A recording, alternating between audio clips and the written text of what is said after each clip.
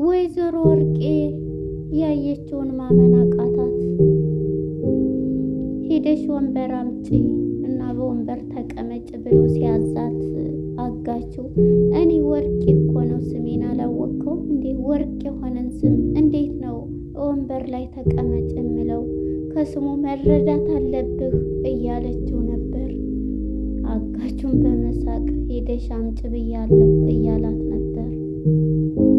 ናርዲ ከቤትሽ ልቀመጥ ብላ ይቅርታ ብትጠይቃትም ከኔ ጋር አትቀመጭም በማለት አባረረቻት። እኔ አንቺን ሆድ የምሞላበት ምንም ነገር የለኝም፣ ያንቺን ሆድ አልሸከምም እያለቻት ነበር።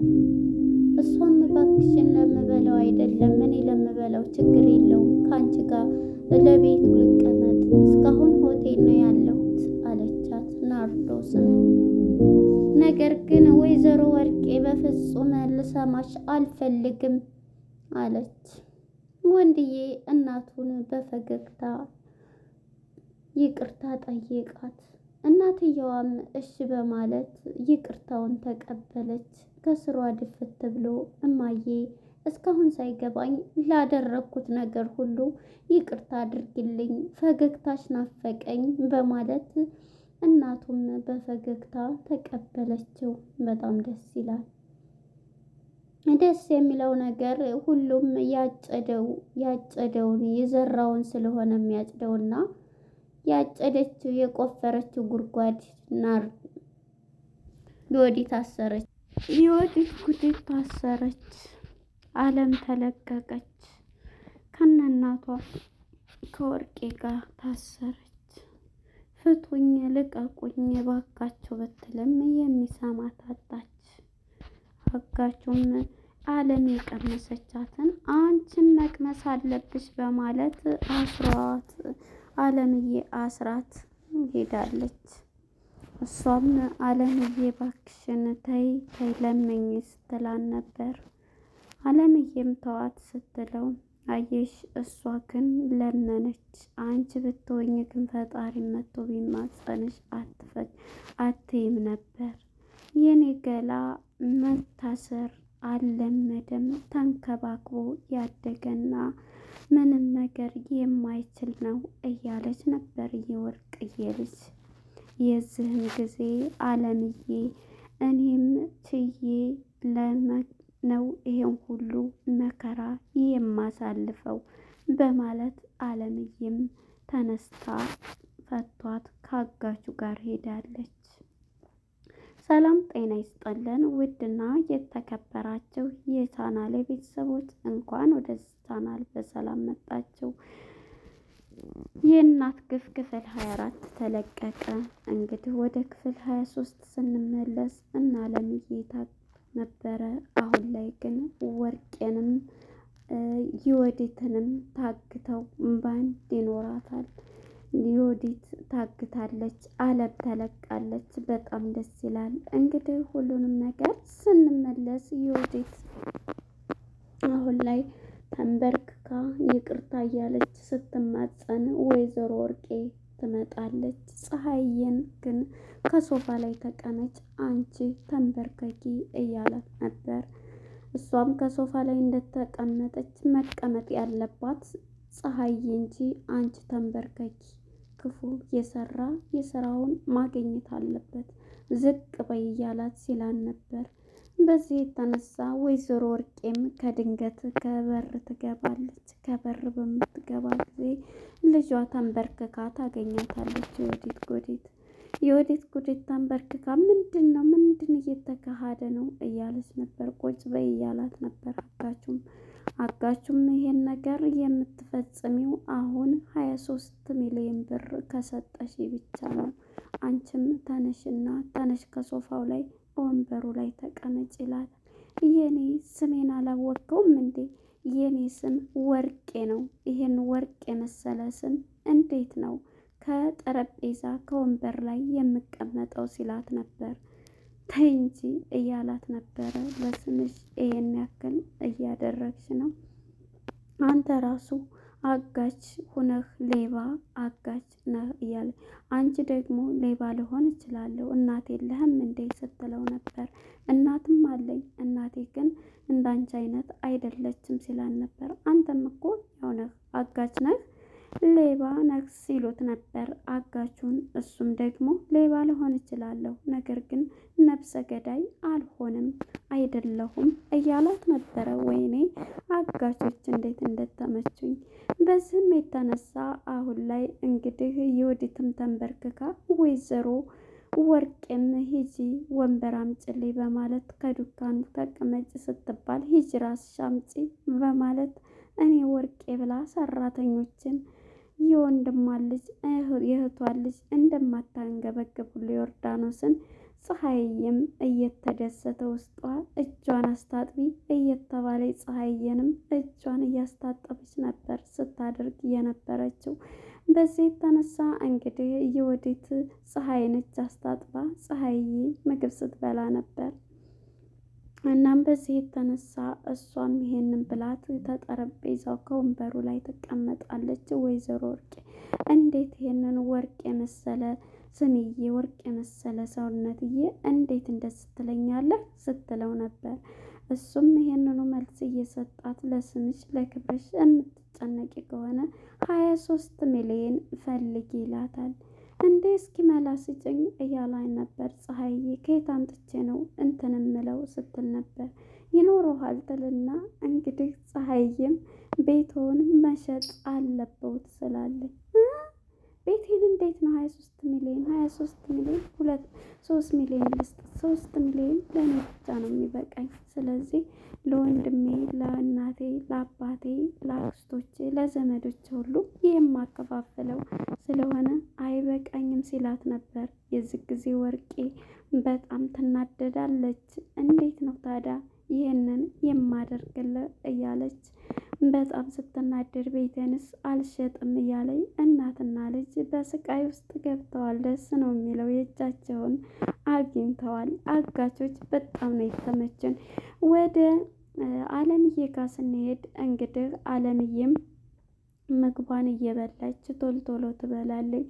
ሆዳም ነሽ ይላታል። እንዲህ ጨንቆኝ ነው እኔ ሲጨንቀኝ ሆዳም ሁኝ አይደለም እኔ ውስጤ እንትን ሲል በቃ ሲጨንቀኝ እንዴት ዝም መብላት ነው የሚሻለኝ ጭንቀቴ ይጠፋል ትለዋለች። አሁን ራሱ ብትጨምረኝ እበላለሁኝ ትለዋለች። እንዴ እያላት እንዴ ትከፍልኛለሽ ይላታል። እሺ እከፍልሃለሁ ትልና እንደውም አልከፍልህም እኔ ለእናቴ የምልከው ነው ትለዋለች። እኔም ቢካል ትከፍያለሽ ይላታል። እንካ በቃ ከዚህ በኋላ አቁሜያለሁ በምትለው ጊዜ አለምዬም አይ ትከፍያለሽ ይላታል። ጥርግ አርጋ ትበላለች ማለት ነው። አለምዬ እንግዲህ በዛ ውስጥ ትገኛለች። በጣም የሚገርመው ነገር አጋቾች ሁለቱም በጣም ጎበዝና ጠንካራ ነው። የሚያሰቃየው አግቱ የተባለውትን እንጂ እሱን አይደለም። እናም በዚህ የተነሳ ይህንን እያሉ የወዲትም ትመጣለች። የወዲትም ተቀጣለች። ዮርዳኖስ በመጣይ ጊዜ ፀሐይ እየወጣ ሁሉንም የተፈጠረውን ነገር ትነግራታለች። ፀሐይ ይህንን ስነግራት ለዮርዳኖስ ማመን አቃታት። ራሳችሁን አደጋ ላይ እንዳከቱ ብዬ ብዙ ጊዜ ነግሬያችሁ ነበረ እያለ አንቺ ግን የታረፍሽ ተይው ስለኛ ስትላት ሆቴል አርፍ ያለው እያለች ነበር። ነገር ግን አያክስትሽ ቤት የሶስት ክላስ ክፍቱን እያለ አንቺን ሆቴል አሳደረችሽ እያለኝ ነበር። እምቢ ካለች እንግዲህ ካሁን በኋላ ይቅርታ ጠይቂያት እንትን ካለች ወደ ሀገሬ ይመለሳለሁ አልዘልቀውም እያለች ነበር። ዮርዳኖስም በዚህ የተነሳ ፀሐይ ወርቅዬን እንግዲህ ይቅርታ አክስቴ እንግዲህ ይቅርታ ላጠፋሁት ሁሉ ስትላት ይቅርታ ያንቺን እንትን ይቅርታ አድርጌልሻለሁ ነገር ግን እዛ አትቀመጭም የአባትሽ ዘመዶች እኔ የእናትሽ ወገን ነው የአባትሽ ወገኖች ደግሞ ያስጠጉሽ ትላታለች።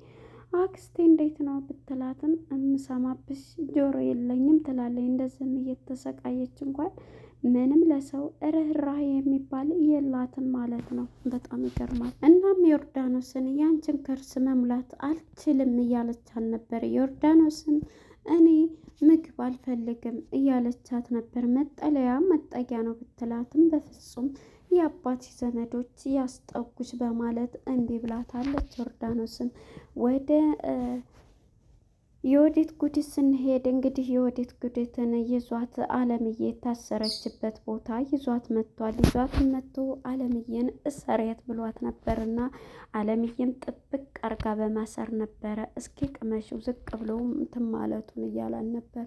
እኔ እኮ አልችልም እንዴት ታስረኛለህ እያለች ነበር። አለምዬም እባክሽ አትሰሪኝ አሁንም ጠይቂው ይቅርታ ትላታለይ። እሷም አለምዬም ተዋት በቃ ትሰራ ስትለው ነበር። አየሽ እሷ ግን እንደዚህ አለቻት። አንቺ ግን ጨካኝ ፈጣሪ እንኳን ወርዶ ይቅር በይ ብትባይ እሽም አትይ አረመኔ ጨካኝ ነች ይላታል። የወድም እንግዲህ ይህንን ብላ በፍጹም እሷም ታስራታለች። በዚህ ባሰረቻትም ሰዓት እንግዲህ የወዲት እሪው እያለች ነበረ። በቃ አለምዬ ግን ተፈታ ካጋቹ ጋራ አብራን የሄደችው እሷ ግን ታስራለች። አሁን ላይ ያለችበት ሁኔታ የኔ ገላ እኮ አይችልም እንክብካቤ የለመደ ጠረጴዛ ወንበር ላይ ያልተቀመጥኩኝ ነኝ፣ ከሶፋ ላይ ያደግኩ ነኝ፣ ጨምላቃ ነኝ እያለች ብትለውም አጋቹ ደግሞ በጣም ደስ የሚል መልስ ሰጥቷታል። አንቺ ዝቅ ብሎ ማድረግን እንትን ማለትን እያላት ነበር። ወደ ወንድዬ ጋር ስንመጣ ወንድዬም ከእናቱ ጋር አሁን ላይ እማዬ እስካሁን ላደረግኩት ለበደልኩት ነገር ይቅር በይኝ፣ የእናቴን ፈገግታ ናፍቆኛል፣ ፈገግታሽ ናፍቆኛል እያለ እኔ ፈገግታዬ አለምዬ እቤት የመጣች ጊዜ ነው።